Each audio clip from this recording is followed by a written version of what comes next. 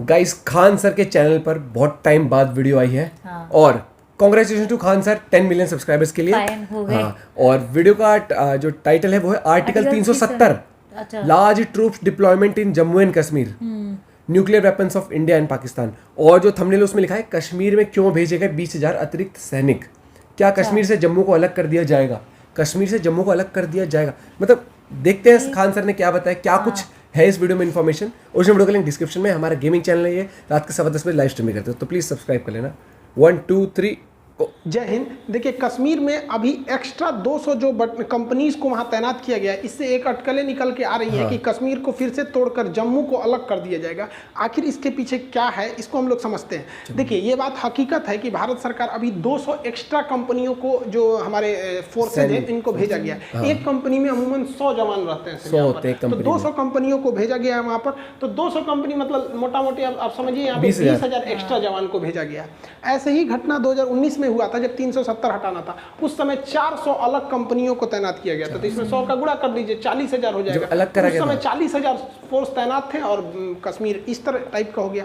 तो अब कुछ लोग का कहना है कि ऐसे ही कुछ होने वाला है। हालांकि ये एक र्यूमर है, अब सरकार इसमें सफाई दे रही है। देखिए सरकार के भी हाथ बंधे होते हैं, इनको हर अपना प्लान खुल के नहीं बोल सकते कि हमको क्या करना है। इनको राष्ट्रीय सुरक्षा भी देखना है और देश के अंदर भी देखना है। तो इन लोगों का कहना है कि ये जो फोर्स थे ये अलग अलग राज्यों में चुनाव में थे, जैसे बंगाल के चुनाव में ये वहां से लौटे, ऐसा नहीं है। देखिए अगर ये बंगाल चुनाव में वहां रहते तो इतना वायलेंस भी जो था वहां पे नहीं हुआ रहता। तो गवर्नमेंट को कंसर्न क्या है कि देखिए जो इस साइड वाला पीओके वाला एरिया है जो पाकिस्तान ने ऑक्युपाई किया है, वहां पे वो इलेक्शन कराना चाहता है। तो वहां इलेक्शन की वजह से पाकिस्तान ने ऑलरेडी इधर फोर्स डिप्लॉयड करके रखा है। और आतंकवादियों का तो वो पूरा वहां पर हेड ऑफिस है, वहां पे मुजफ्फराबाद वगैरह। तो यहाँ पर ये है। इस साइड में चाइना जो अक्साई चीन है, गलवान घाटी पिछले साल जून याद है आपको, इसी साल घटना हुआ था। तो इधर से ये है और इधर दोनों मिलकर युद्धाभ्यास कर रहा है सब वहां पर।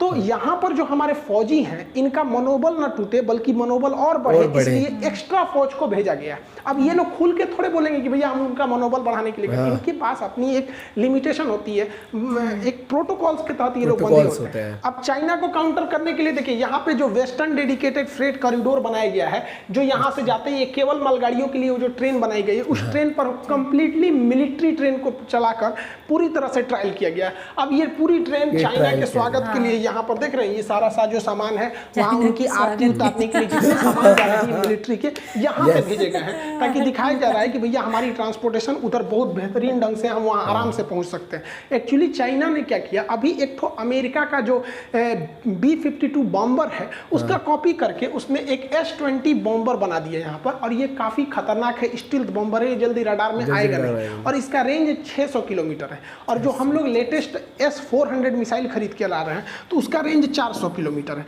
तो ये उससे भी दूर खड़ा होकर, क्योंकि इसका रेंज 600 किलोमीटर है, तो वहां से मार देगा। और ये पहले तो रडार में पकड़ में नहीं आएगा, और S-400 का रडार बहुत एडवांस है, तो पकड़ भी लेगा तो उसका रेंज 600। तो ये भारत के लिए कंसर्न का विषय है, क्योंकि हम लोग थोड़ा टेक्नोलॉजी में चाइना से बहुत पिछड़ते जा रहे हैं डिफेंस वगैरह को लेकर यहाँ पर। और ये दोनों लोग मिलकर यहाँ पर जो वहाँ युद्धाभ्यास कर रहे थे, इसलिए वहाँ पर सेना को बढ़ाना काफ़ी ज़्यादा जरूरी था वहाँ पर। अब देखिए कुछ लोग का कहना है कि जम्मू को अलग कर देने के लिए, तो इसका एक तो डेमोग्राफी समझिए।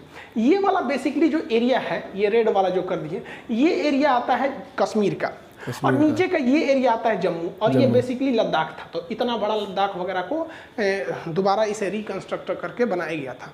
तो ये जो कश्मीर वाला एरिया है इसमें बेसिकली मुस्लिम बाहुल्य है, और यहाँ पर पॉपुलेशन के हिसाब से। और बाकी के जो एरिया है, ये वाला लद्दाख वाला और ये जम्मू वाला, यहाँ पर मिली जुली जनसंख्या है, जिसमें बौद्ध भी आते हैं, सिख लोग भी हैं और हिंदू भी हैं। तो इस एरिया में तो इन लोग का कहना है, स्पेशली देखिए लद्दाख वाला, ये लद्दाख का जो एरिया ये नीचे वाला, ये इनका कहना है कि भाई सॉरी जम्मू वाला ये एरिया, इनका कहना है कि जो कश्मीर के लोग हैं ये इन पर डोमिनेट कर देते हैं। अक्सर देखिएगा डोमिनेट इन द सेंस आप समझिए, जैसे मान के चलिए कोई लखनऊ का आदमी है, वो यूपी के लखनऊ का है, और अगर कोई यूपी के किसी देहात से आएगा ना तो लखनऊ वाला सोचेगा कि अरे हम मेट्रो सिटी के हैं, लखनऊ के हैं, उसके ऊपर थोड़ा सा दबाव बना, मतलब एक अपने को इलीट क्लास का शो करेगा। तो वैसे ही यहाँ के लोगों का कहना है कि कश्मीरी अपने को थोड़ा श्रेष्ठ मानते हैं, कहते हैं कि जम्मू वालों से ऊंचा मानते हैं यहाँ पर। तो इन लोग का कहना हमारे साथ भेदभाव क्यों हो रहा है भाई, एक ही राज्य में भेदभाव होगा तो हमको अलग कर दीजिए। दूसरा कि जॉब जो अपॉर्चुनिटी है ज़्यादातर कश्मीर में चली जाती है, यहाँ के लोगों को जॉब भी कम मिलता है, डेवलपमेंट भी इधर कम मिलता है, और इन लोग का हर तरह से ये लोग भेदभाव को झेल रहे होते हैं। इसलिए इनका कहना है कि हमारे लिए एक अलग राज्य बना दीजिए। लेकिन इसमें दिक्कत क्या आ जाएगी, देखिए हाँ ये तो है कि भाई यहाँ पर आतंकवादी घटना होती है तो इन लोग का भी टूरिस्ट मतलब बर्बाद हो जाता है, वहाँ बम फूटता है, और यहाँ लोग जम्मू में भी नहीं आना चाहते हैं, यहाँ पे कोई भी शांति प्रिय जगह को पसंद करता है। लेकिन अगर हम कश्मीर को अलग कर देंगे तो एक हम लोग के देश के अंदर एक ऐसा जगह हो जाएगा जो कम्प्लीटली भारत के खिलाफ बोलेगा, क्योंकि यहाँ पे पूरी मेजॉरिटी हो जाएगी भारत के जो एंटी इंडिया के सेंटिमेंट्स बढ़ रहे हैं। तो ये पाकिस्तान के लिए फायदा हो जाएगा। वो कहेगा कि देखिए, और हमेशा पाकिस्तान कश्मीर कश्मीर चिल्लाता है, वो जम्मू कश्मीर नहीं चिल्लाता है, और ये वर्ल्ड लीडर्स के लिए एक मनोवैज्ञानिक दबाव बन जाता है। पाकिस्तान कहता है कश्मीर, हम कहते हैं जम्मू कश्मीर यहाँ पर। तो हमारे लिए एक ये है कि मिलजुल कर रहें। हालांकि गवर्नमेंट को इस पे सोचना चाहिए कि भाई जम्मू में भी और यहाँ पे भी इक्वली देखा जाए यहाँ पर, वरना ऐसा नहीं है कि भाई आप किसी स्टेट में एक एरिया को छोड़ देंगे। और अक्सर ऐसा नहीं है कि ये केवल कश्मीर में, आप अगर ओवरऑल इंडिया को भी देखेंगे ना तो जो पश्चिमी भारत है या उत्तर भारत है, इस सब के एरिया में डेवलप ज़्यादा है, और पूर्वोत्तर को लोग छोड़ देते हैं, वहाँ डेवलपमेंट में नहीं ध्यान देते हैं। हालांकि 370 के हटने के बाद स्थिति बहुत बदल गई है। ये वही कश्मीर है जहां हमारे फौजियों को ऐसे पीट देते थे, सब ऐसे घेर के, उन्हें आदेश नहीं रहता था क्योंकि वहां जो लोकल गवर्नमेंट थी 370 की वजह से उनके पास पावर ज़्यादा था, ऐसे लोग इनके पास नाचते थे। लेकिन समय बदल जाता है, अब ऐसी स्थिति नहीं है। याद कीजिए, बचपन में कभी हम लोग स्कूल में मोबाइल लेके चले जाते थे तो टीचर लोग घर पे फोन करते थे कि आपका लड़का बिगड़ गया है, मोबाइल लेके स्कूल में आया है। आज वक्त बदल गया, आज मोबाइल में स्कूल घुस गया है, स्कूल बंद, लड़का मोबाइल में देख रहा है। वही हाल हो गया इन लोग के साथ में।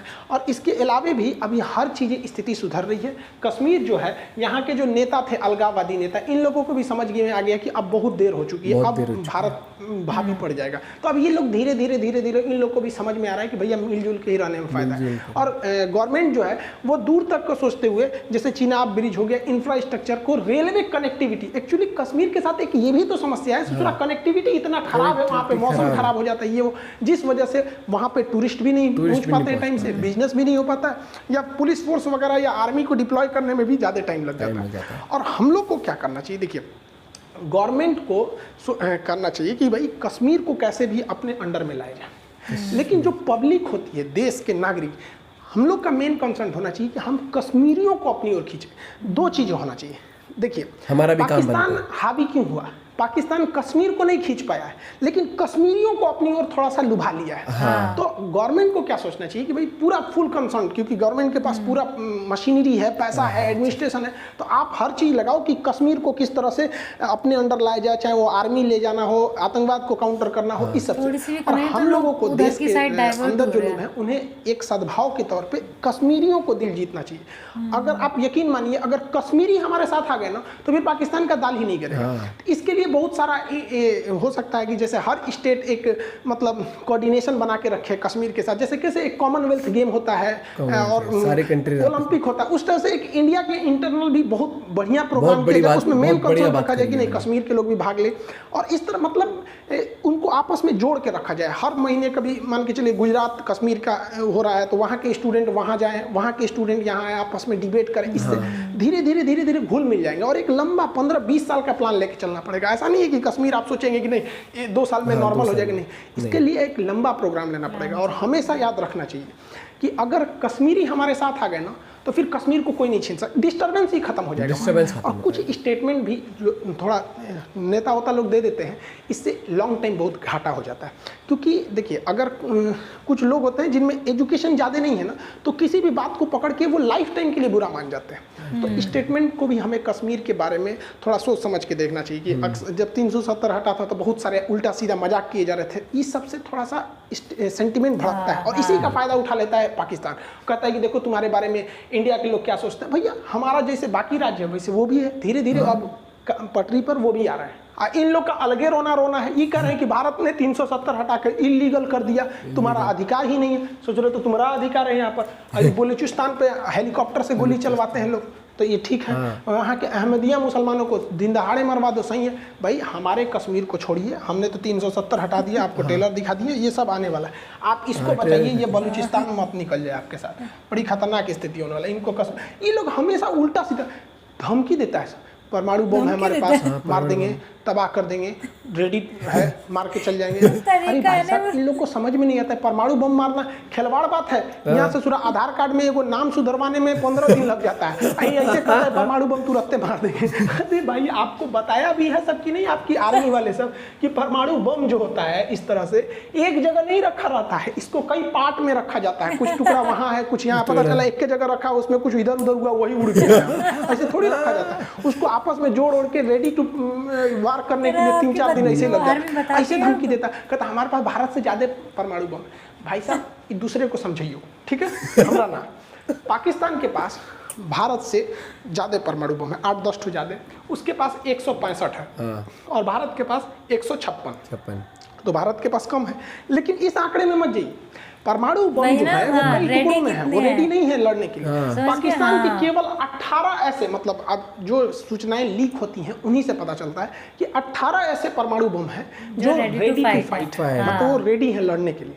और भारत के पास 42 ऐसे परमाणु बम है जो मतलब रेडी टू फाइट पोजीशन पे है वहां पर। तो भैया तोरा हाई 65 कौन चीज देख रहा है? देखो इधर इधर इधर ये 65 आपके काम का नहीं है चाचा। इधर देखो 18 है, काम लायक है, इधर 42 है। तो भाई हम लोग 42 को रेडी रखे हैं लोग। 42 में दुइयों को मार देंगे तो आधा उड़ जाएगा। बलूचिस्तान पर नहीं मारेंगे लोग, उसको आजाद करा देंगे। समझ में आ रहा है? परमाणु बम मार देंगे, यहाँ मार देंगे, यहाँ पे। गुलेल को लगता है कि परमाणु बम समझता है। देखिए इमरान खान जी हम आपको अच्छा से समझाते हैं, बात को समझिए। पत्थर पीस कर कभी मैदा नहीं हुआ और हमसे कश्मीर छीन ले, ऐसा कोई पैदा नहीं हुआ। आपको कौन समझा रहा है वहाँ पर? जी भाला इन लोग का। अब देखिए हम कहते हैं कि इन लोग पे ज़्यादा वैल्यू नहीं देना चाहिए। इंडियन आर्मी है वो चाइना को संभाल लेगी, इंडियन आर्मी चाइना को संभालने के लिए आई है। अली खान साहब को संभालने के लिए हम ही बहुत है कि नहीं? खैर कोई बात नहीं, एक शायरी सुनिए। तुम चलाते रह गए पत्थर, मतलब तुम चलाते रह गए पत्थर और हमने हटा दिया 370। आप समझे होंगे, ये लोग को समझ में नहीं आता, इनको कश्मीर चाहिए। खैर चाहने दीजिए, इनको कश्मीर मिलेंगे, ये लोग नहीं मिलेगा, ठीक है। आई होप आप इस सब चीज़ों को समझे होंगे। ऐसा कश्मीर में कोई अलग स्टेट होने वाला नहीं है। ये ऐसे अफवाह उड़ा दिया जाता है जैसे 2000 के नोट में चिप था।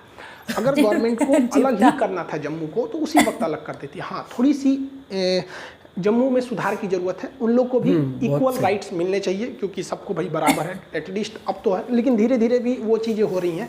एक अचानक किसी स्टेट लेवल पे चेंजिंग दिखता नहीं है, लेकिन हाँ गवर्नमेंट उसके प्रोग्रेस में लगी रहती है। आई होप आप इसे समझे होंगे। और आप लोग को बहुत इंतजार करना पड़ा, अब वीडियोज भी अब कंटिन्यू आते रहेंगे ये नेक्स्ट क्लास में। जय हिंद। जय हिंद सर। अच्छा मुझे पहले मुझे लगा था कि वीडियो सही में बंद ना कर दियो यार। नहीं, अब वीडियो देख के मजा आया। और देखो भाई खान सर की एक खासियत है, बहुत सीरियस टॉपिक को समझते, साथ में मजाक भी रखते हैं। और जो शायरी सुनाई दोस्त, शायरी है तुम मारते रहे पत्थर हमने हटा दिया 370। और भाई साहब गजब खेल गए जितनी थी ना। और गवर्नमेंट रियल में बहुत काम कर रही है। आपकी वो आर्मी बताती है, आप किसको गुलेल उसको न्यूक्लियर गुलेल तो नहीं समझ रहे। नहीं, खान सर ने एक चीज बहुत बड़ी बात की। और एक और चीज, ये चीज मैं कहूँगा कि लोग अभी थोड़ा सा ना, वहाँ के लोग थोड़ा सा डिस्कनेक्टेड फील करते हैं। डिस्कनेक्टेड करते हैं तो उन्हें अगर थोड़ा सा समझ रहे हैं, अगर थोड़ी और थोड़ा सेंसिटिव ना फील करें, वो थोड़ा वगैरह थोड़ा बढ़ा दियो। ये बहुत अच्छी बात करी, हर स्टेट एक कनेक्शन बनाए। हाँ बनाए, बहुत वो थोड़ा सा इम्प्रूवमेंट हो जाएगा। कॉर्नर्ड फील करते हैं थोड़ा सा, ये चीज है थोड़ा सा है। वो क्या बोलते हैं, और जम्मू वालों के साथ भी थोड़ा सा इशू है, वो कश्मीर में उनको प्रायोरिटी ज्यादा मिलती है कश्मीर में। तो मेरे हिसाब से ये बहुत बढ़िया इन्फॉर्मेशन थी। और इसको सही लोगों तक चैनलाइज करा जाए ना, तो बहुत काफी सारे बहुत चीजें होती है। और कई नेता लोग भाषण वैसे देते हैं, उनमें से इनको तो वो चीन को तो वो इंडियन आर्मी संभाल लेगी, इनके लिए हम है एक खान सर है। गजब खान सर, मजा आ गया वीडियो में। और पता है क्या, ये वाली बात बहुत सही करी, एक मतलब लॉजिकल बात थी। अगर सही तरीके से इसको सही लोगों तक पहुंचाया जाए, बहुत हर एक चीज गवर्नमेंट खुल के बोल नहीं सकती है ना। जैसा वो डिप्लॉय करे वहां पर इतने सारे सैनिक, तो इसलिए करे ताकि एक कॉन्फिडेंस भी बिल्टअप हो, है ना, कॉन्फिडेंस भी built up. I am sure video आपको काफी इंटरेस्टिंग लगेगी। आप इस टॉपिक से रिलेटेड कुछ भी इन्फॉर्मेशन आप शेयर करना चाहते हैं, कुछ भी आपकी अरब अगर पाकिस्तान बोले हमारे पास कितने 165 हो 156 156 इंडिया की बात है 165 165 है कुछ ऐसी है तो समझ रहे हो राइट। ना। और जवाब देखो है- कमेंट है भाई, लड़ा मत करो, इन्फॉर्मेशन एक वीडियो है, एक हाँ। समझा करो, हेटेड मत फैलाया करो कमेंट बॉक्स बताओ में। मैं बोलूं मेरे पास इतने जोड़ी कपड़े हैं, दीपक के पास इतने, तो हम लड़ नहीं सकते ना। हाँ भाई देखो, मिलते हैं आप लोगों से, खान सर ऑलवेज ओपी। हाँ। जय हिंद, जय भारत, बाय। बाय।